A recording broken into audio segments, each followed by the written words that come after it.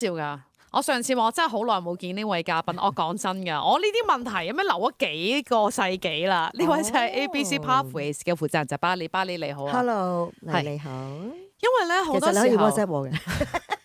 唔係，因為咧，我覺得咧呢啲 case 咧，好多時候係一啲各位父母都遇到嘅 case，咁所以我特別好想咧喺人仔細細裏邊咧，我想分享一下，就係如果係俾着你嘅時候，你會點做咧咁樣？因為咧有位嘅即係家長咧同我分享嘅一件事，佢就咧佢自己小朋友咧而家就係讀緊呢個4年班係啦，咁佢學校咧係叫做大抽獎抽入去，但係抽到間喺區內咧都真係幾好嘅學校，但係咧。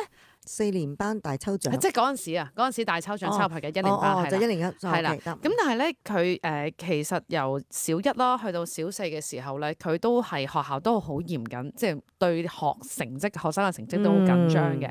但係學校都有好多唔同嘅課活動啦，咁樣咁咧我記得我喺個節目裏邊有一次咧，我就提到就係有位好朋友就話佢嘅佢嘅老師就同佢講：喂，你唔好參加咁多課活動啦，即係體育方面。因為影響小朋友嘅成績啊，咁啊，正就係呢位家長。點解我講翻轉頭咧？呢位家長最近咧就同我分享，佢就因為佢想轉校，咁我就點解咧？因為佢話佢話最近咧佢有一次佢小朋友因為唔舒服。咁可能冇翻2-3日，正常你唔舒服你都唔翻學啦，同埋你都唔會傳染俾人啦，係咪先？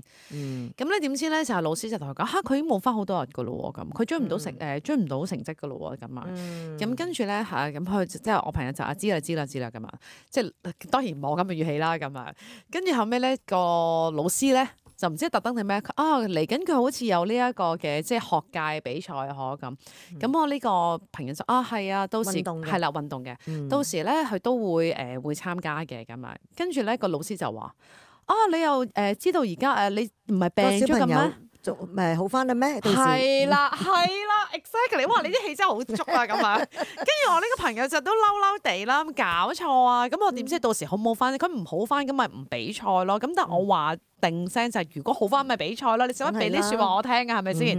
咁好啦，咁佢好嬲氣氛，就同佢啲身邊啲家長講啦。咁啲家長就話嚇，個老師係咁噶喎，佢啲語氣係咁噶喎，同埋佢係咁樣逼啲學生成績噶咁。大家咧都係覺得好習慣，冇錯啦。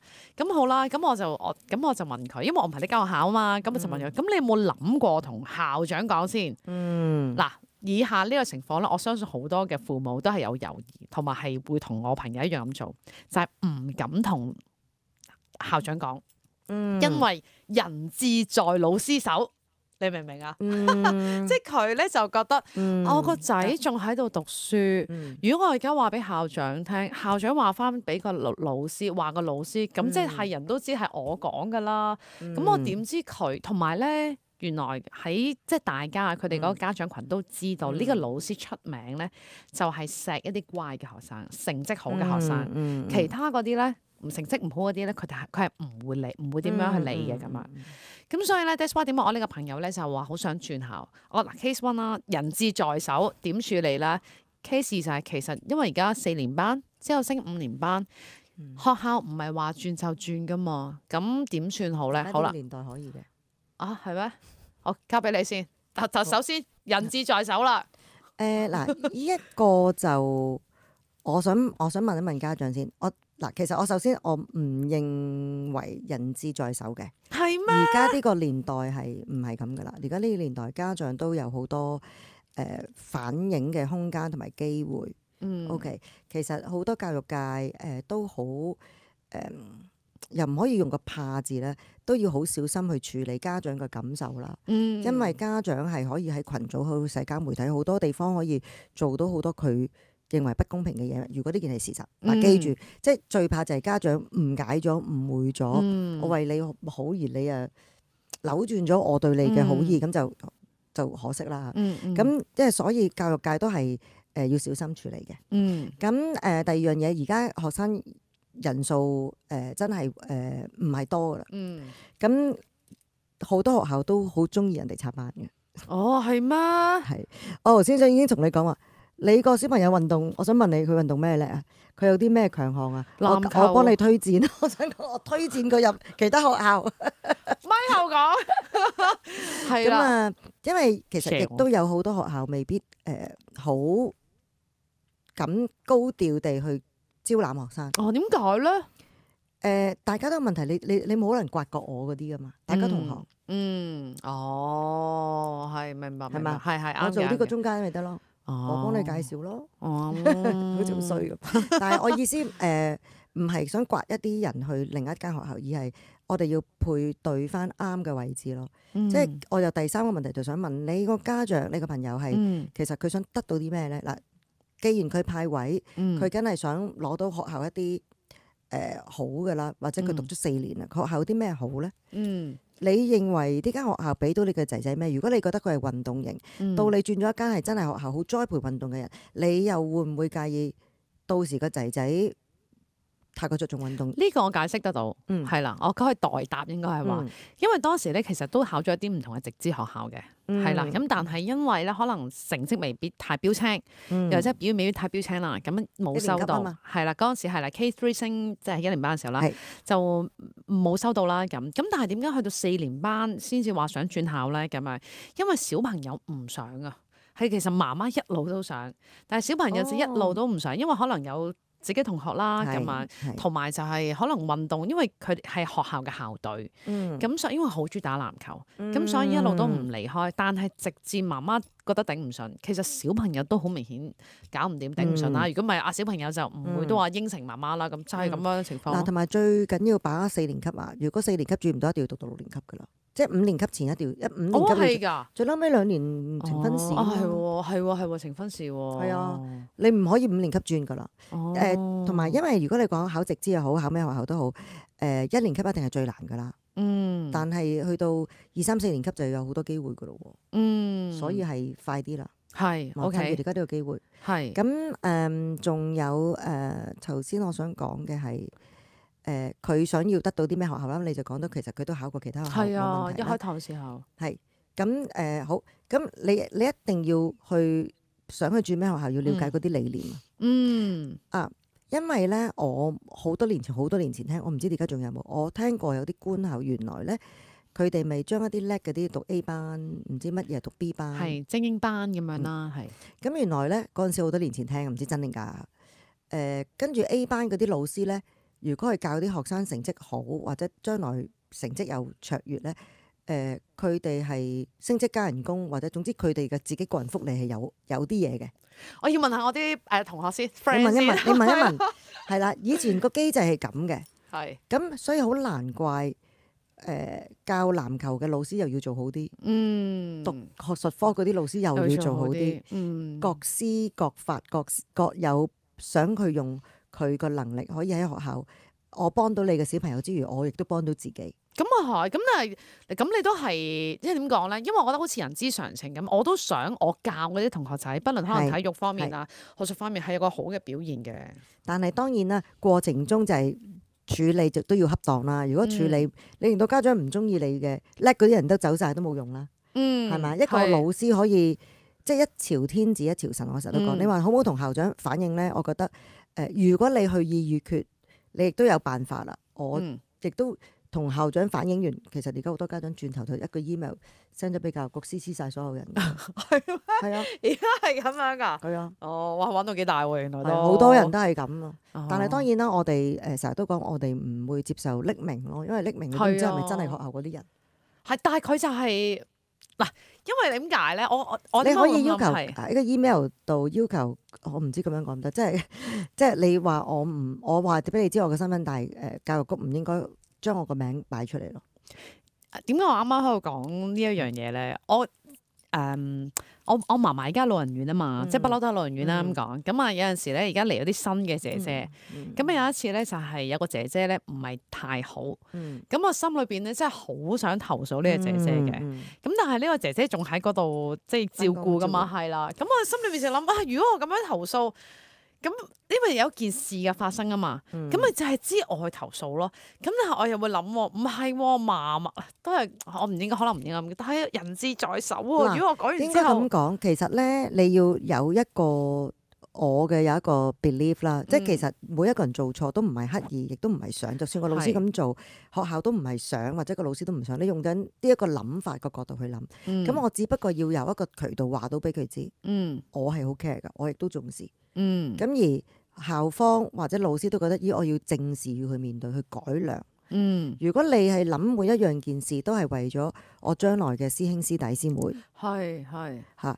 我唔想佢哋有共同咁嘅經歷，咁就係真係其中一個責任要做嘅嘢咯。嚇，咁我覺得我只係提醒啫，你即係你可以比較婉轉啲，唔會去到話要人哋，我要有啲人投訴，即係我就要佢冇咗份工，我就要學校炒佢，即係唔係呢一個目的啊嘛。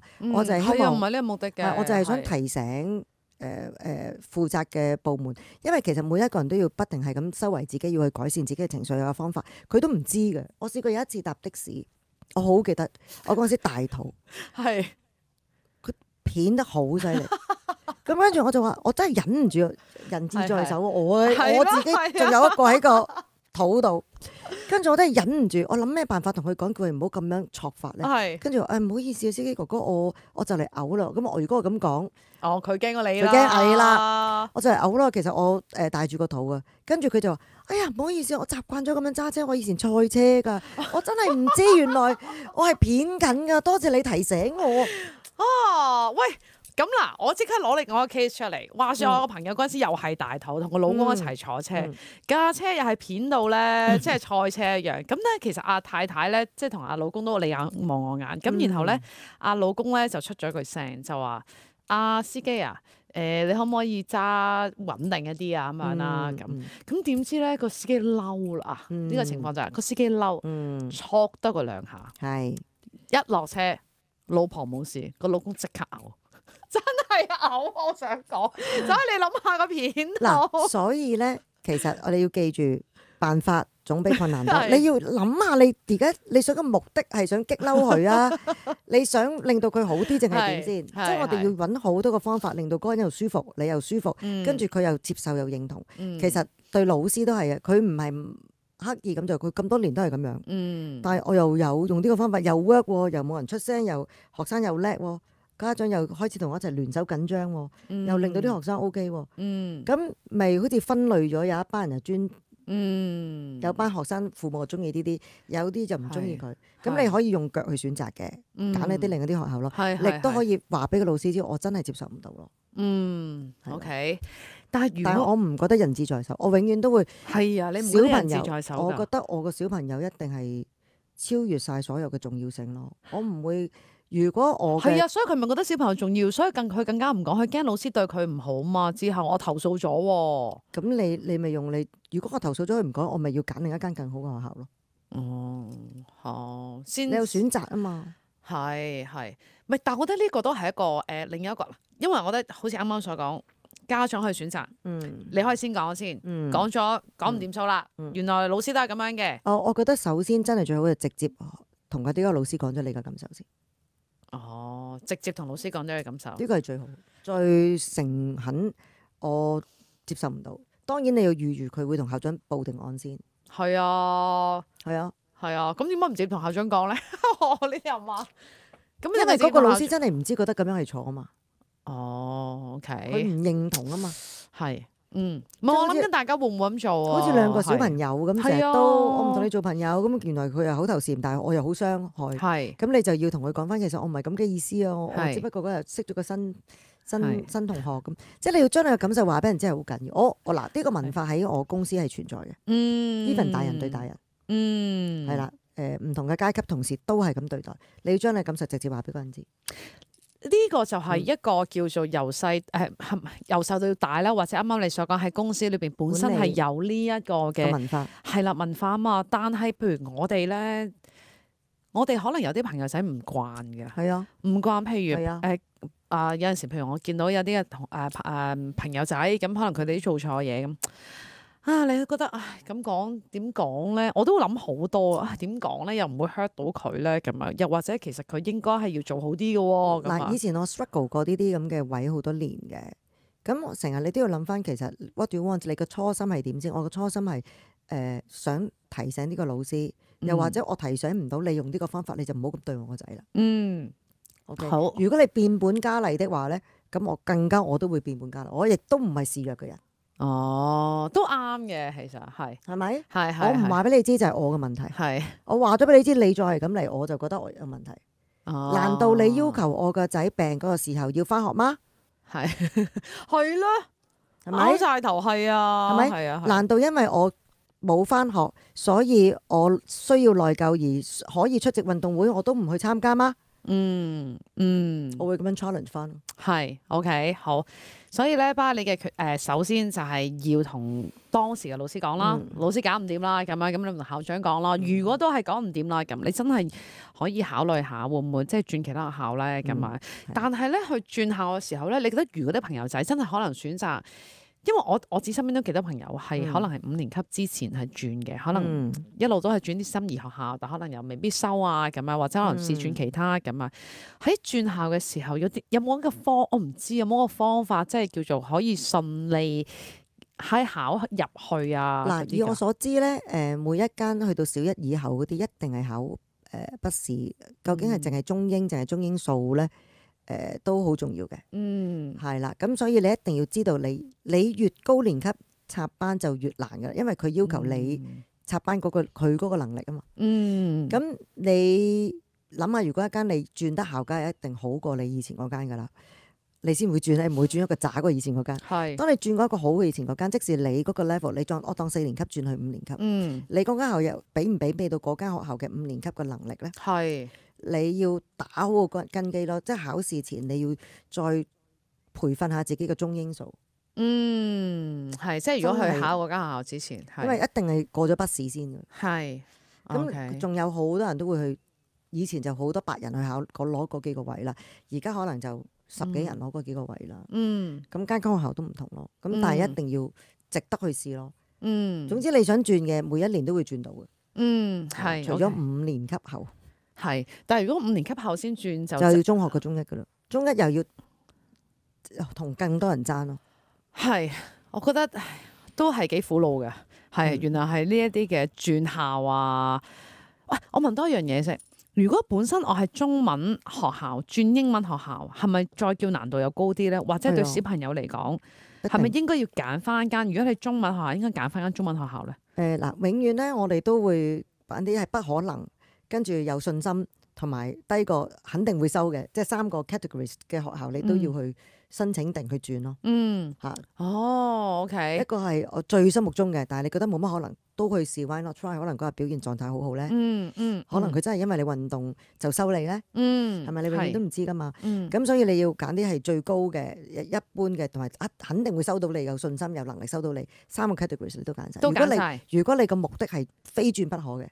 OK，咁我亦都補充一句，我好多年前我個朋友亦都係讀 local school，所有 subjects 都唔得，因為佢打羽毛球好叻，佢5年級出賽贏晒好多人，就俾一間超級名校家教會派卡片過嚟，就轉咗去間中學。OK，但係對小朋友嚟講會唔會好難追呢成績？